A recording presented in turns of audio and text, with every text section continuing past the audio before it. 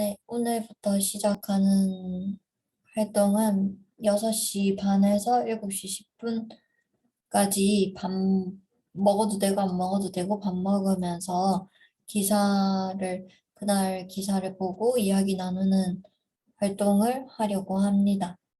이거는 제가 기사를 정기적으로 읽지 않아가지고 그 습관을 좀 바꿔보려고 시작을 한 것이고요. 기사를 아까 먹으면서 이미 읽어가지고 요거 공유하는 걸로 하도록 하겠습니다.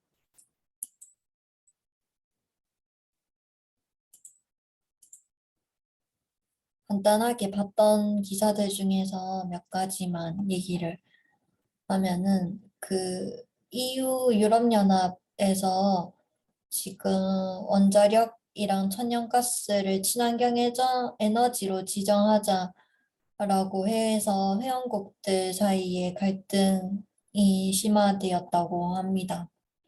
굉장히 놀랐는데 친환경 에너지로 넣는다고 해서 좀 많이 우려가 개인적으로 되는데요.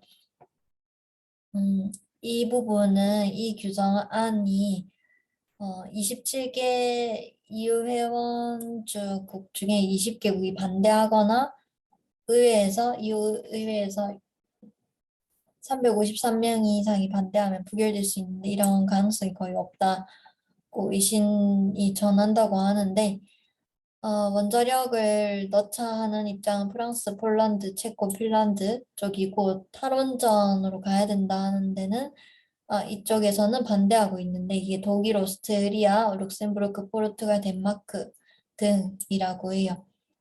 그래서 이 부분에 대해서 어, 좀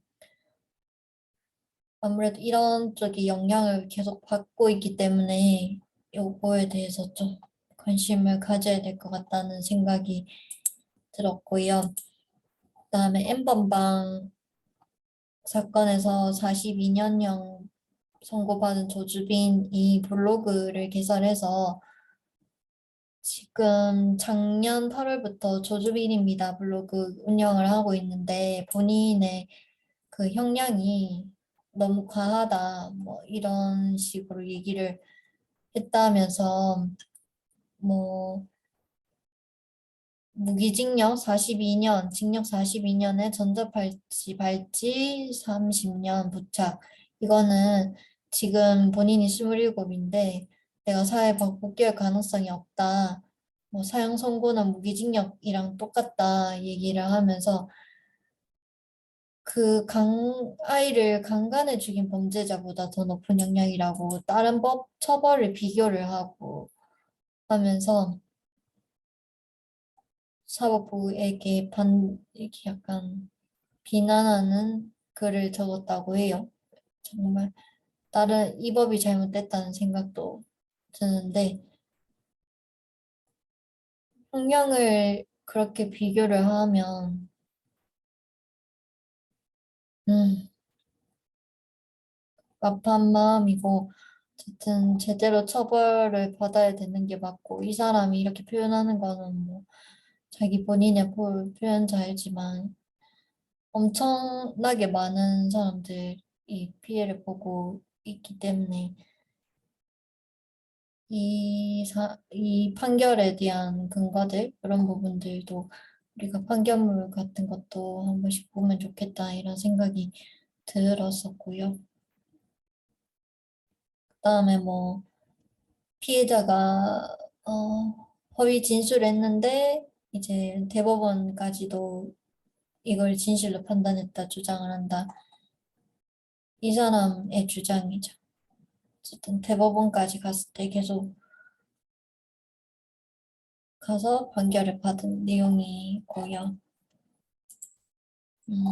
그다음에 이거는 이제 이재명 후보, 대선 후보 황무성 사퇴 종용 의혹에서 무혐의 처분받았다고 해서 더불어민주당에서 오늘 발표해서 국민의힘에 의혹 제기한 거 사과해라라고 했다고 하고요. 이건 대선 관련 뉴스들이 계속 있어서 그 사드 버금가는 요격 미사일 개발 이런 식으로 해가지고 이재명 후보도 요거 관련 공약을 냈는데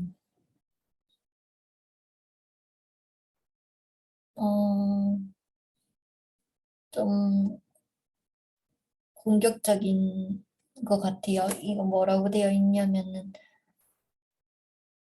사드 미사일 방어 체계에 버금가는 장거리 요격 미사일을 적이 개발할 것이다. 초소형 위성, 정찰 위성 등을 확보해서 24시간 감시 대응 체계를 확고히 하겠다. 이렇게 얘기를 했어요. 감시 철저히 하고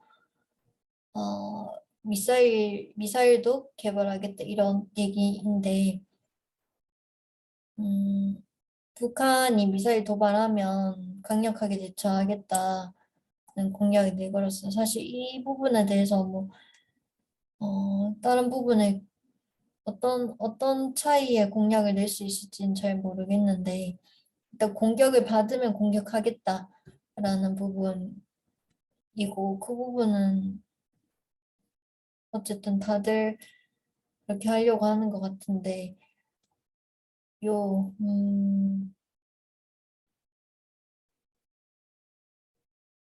이게 윤석열 후보가 대북 공약 중에 사드 추가 배치하겠다고 해가지고 이 부분에 대한 이제 본인의 의견을 또 내세운 것인데 음, 그 강력 대응 응징 보복 능력을 갖춤으로써 핵무기 사용 자체를 생각하지 못하도록 억제하겠다고 강조했다는데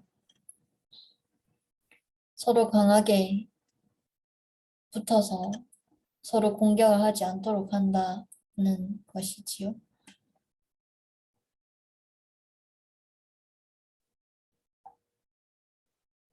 그리고 북한이 일정하게 비핵화하면 대북 제재 완화 조치하고 약속 지키지 않으면 다시 돌아갈 것이다. 뭐 이런 식의 이야기를 했습니다. 되게 어려운 주제인데 남북 문제는 항상 어렵죠. 이거는 우리나라 하나도 우리 뜻대로 되는 게 아닌데 남북 관계니까